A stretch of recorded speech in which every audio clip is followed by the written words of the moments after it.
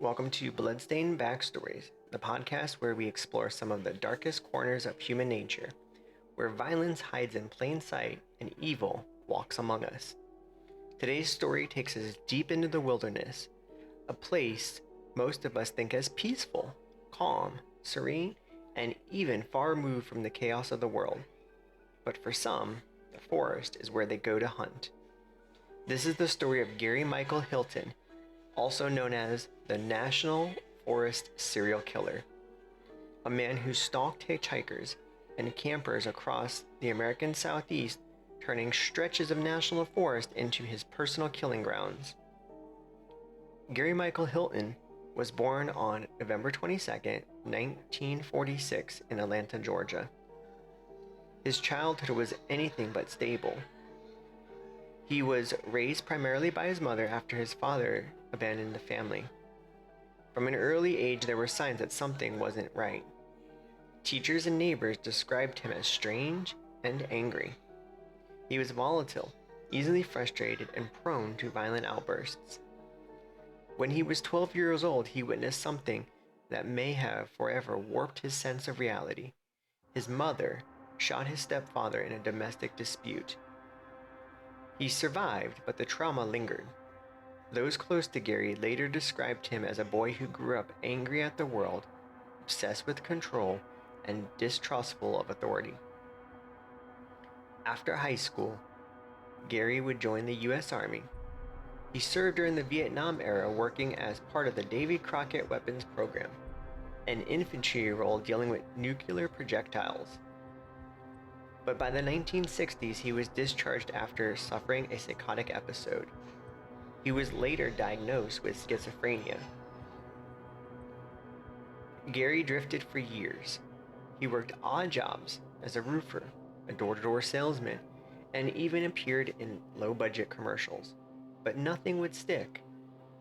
By the 1990s, he was living a transient life, mostly out of his van, wandering through the national forests across Georgia, North Carolina, and Florida. It was during these years that Gary began to develop his deadly pattern, using the wilderness as both his refuge and his hunting grounds.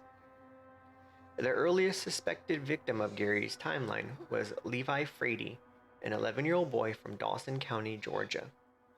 On October 22, 1997, Levi was riding his bike near his home in a small community of Little Mill Road. He never came home. The next day, his body was discovered in the Dawson Forest Wildlife Management Area, a remote, heavily wooded area not far from his neighborhood. Levi had tragically been shot 3 times, once in the chest and twice in the head. His bike would be found about a mile away from his body. For years, investigators couldn't make sense of the killing. It didn't fit the pattern of a domestic crime or a robbery. There was no clear motive, no suspect, and the case would go cold. But after Gary's later crimes came to light, authorities began to see eerie similarities.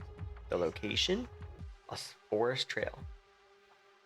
The quick execution style killings, and the proximity to Gary's known roaming areas. Though Gary was never charged with Levi's murder, he remains the prime suspect in the boy's death. Throughout the early 2000s, Gary lived an almost ghostly existence. He drove a white Chevy Astro van, which he used both as transportation and a mobile home. He'd park deep within the forest to survive by panhandling, doing handyman work, and scavenging. He was known to hikers and rangers in several states, not as a threat, but as an eccentric drifter, a man who talked to himself, ranted about government conspiracies, and occasionally asked for gas money. But no one realized he was watching, studying hikers, learning their habits, and waiting for opportunities. By the mid-2000s, Gary had become fully detached from society. He no longer maintained contact with his family or friends. His mental health deteriorated to the point where he spoke to invisible people and believed he was destined for a greater, darker purpose. That purpose would reveal itself in 2007. John and Irene Bryant were active, outdoorsy people in their 80s They had been married for 58 years, and they loved hiking through the Pinks National Forest in North Carolina. On October 21st, 2007, they set out for a day hike, something they had done countless times before. But this time, they never returned. When their family couldn't reach them, a search began. Their car was found at the trailhead, doors locked, keys gone. A few days later, an ATM camera captured an image that sent chills through investigators. Someone was using Irene's ATM card in Duckstown, Tennessee. The man was wearing a hood, and his face was partially obscured, but later analysis confirmed it was Gary Hilton. 2 months after their disappearance, Irene's body was found near a forest trail. She had been beaten to death. John's remains were discovered months later deep in the woods, and he had been shot in the head. The pattern was starting to emerge. Hilton targeted isolated hikers in wooded areas, lurk, vulnerable, and alone. He robbed them, killed them, and vanished back into the trees. Just weeks later, Gary would strike again, only this time in Florida. On December 1st, 2007, 46-year-old Cheryl Dunlap, a nurse and school teacher from Tallahassee, went hiking in the Appalachia National Forest, where she didn't show up for church that Sunday. Friends reported her missing. 3 days later, her car was found abandoned on the side of Highway 319. Inside was her purse and her belongings, but no sign of Cheryl. Then, surveillance cameras at a nearby ATM caught something horrifyingly familiar: a man wearing a rubber mask and gloves withdrawing money using Cheryl's bank card. But he kept his face hidden, but his build, gait, and voice would match Gary Hilton. On December 15th, a hunter discovered Cheryl's decapitated body in the forest. Her head was missing, and her hands had been removed, likely to hinder identification. Hilton began escalating. The violence was more calculated, more deliberate, and the mutilation showed a level of depravity that shocked investigators. Florida law enforcement workers worked quickly to identify the man in their surveillance tape, but before they could close in, he was already moving north again. On New Year's Day 2008, 24-year-old Meredith Emerson decided to go hiking with her dog Ella in the Blood Mountains area of North Georgia's Chattahoochee National Forest. Meredith was strong, smart, and experienced. Friends described her as vibrant and adventurous, someone who loved the outdoors but always stayed aware of her surroundings. Witnesses that morning recall seeing Meredith and an older man who was disheveled, gray-haired, driving a white van. It was Gary Hilton. When Meredith didn't come home, search teams flooded the forest. Within one day, they found her car, her dogs leashed inside, and bloodstains nearby. For several tense days, the entire state of Georgia watched as law enforcement scoured the mountains. Then, on January 4th, Hilton was spotted cleaning out his van at a gas station in DeKalb County. Inside the dumpster, police found blood-soaked clothing, hiking gear, and a piece of carpet cut from the van's floor. Gary was arrested on the spot. During interrogation, Gary tried to play smart, refusing to speak at first. But when police mentioned the death penalty, he changed his tune. He offered to lead them to Meredith's body in exchange for life in prison. Gary told investigators that he kidnapped Meredith after she resisted his robbery attempt. He forced her to walk with him for hours through the woods, promising she would be freed. But when she tried to escape, he bludgeoned her with a tire jack, killing her. He then decapitated her to conceal the identity and dispose of her body near Dawson Forest, not far where Levi Frady had been found years before. Her loyal dog Ella was found wandering unharmed days later, the only living witness to the horror. Gary's arrest in Georgia opened a Pandora's box for investigators across multiple states. The same white van, same hunting grounds, same method, and now hard evidence tying him to multiple murders. Florida authorities quickly connected him to Cheryl Dunlap's killing through ATM footage and DNA evidence. North Carolina linked him to John and Irene Bryant. It became clear that Gary had been roaming the Southeast, camping in forests and killing for money and control. When asked about his motives, Gary gave chillingly detached responses. He said he chose the hikers because they were alone, easy to approach, and always had something valuable. But in deeper interviews, his hatred for humanity and his sense of superiority became evident. He viewed them as prey.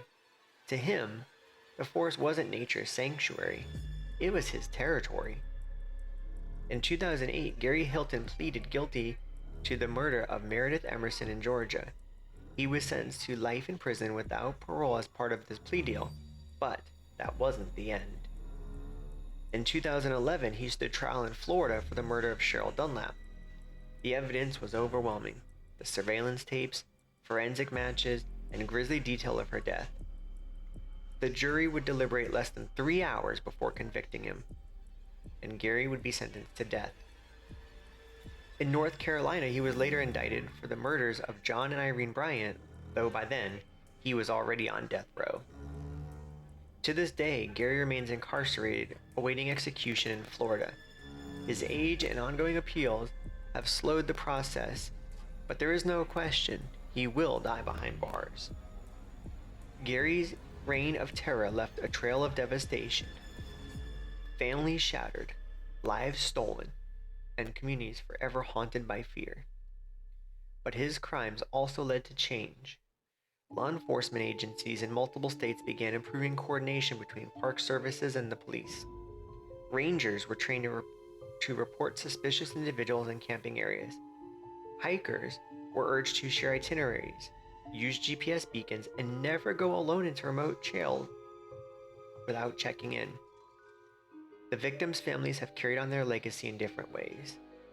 Meredith Emerson's parents founded the Right to Hike Foundation, promoting trail safety and funding rescue operations. Cheryl Dunlap's church in Tallahassee still holds annual remembrance events, and Bryant's children, now in their later years, continue to speak up about the importance of awareness in wilderness travel. The story of Gary Michael Hilton is a reminder that evil doesn't always hide in the shadows of city streets. Sometimes it hides among trees, patient, quiet, and waiting. National forests are meant to be sanctuaries, places of peace and solitude. But for several years, one man turned them into hunting grounds, preying on the very people who found joy in nature's beauty. Gary didn't just take lives, he stole trust. He transformed freedom of the open trail into a place of fear. But his victims, Levi, John, Irene, Cheryl, and Meredith, are remembered not for the way they died, but for the way they lived. Each one lived outdoors. Each one sought adventure, peace, and connection with the world around them. In honoring them, we reclaim the forest from the darkness that once lingered there. I'm Jace, and this has been Bloodstained Backstories, where we uncover the real horrors that hide behind ordinary lives. If you found today's episodes compelling, please remember to like, share, and follow us. It helps us continue to bring these stories, and ones that remind us of how the lines can be between safety and danger, between civilization and wilderness. Until next time, stay curious, stay safe, and remember, sometimes the scariest monsters aren't in cities, they're waiting in the woods.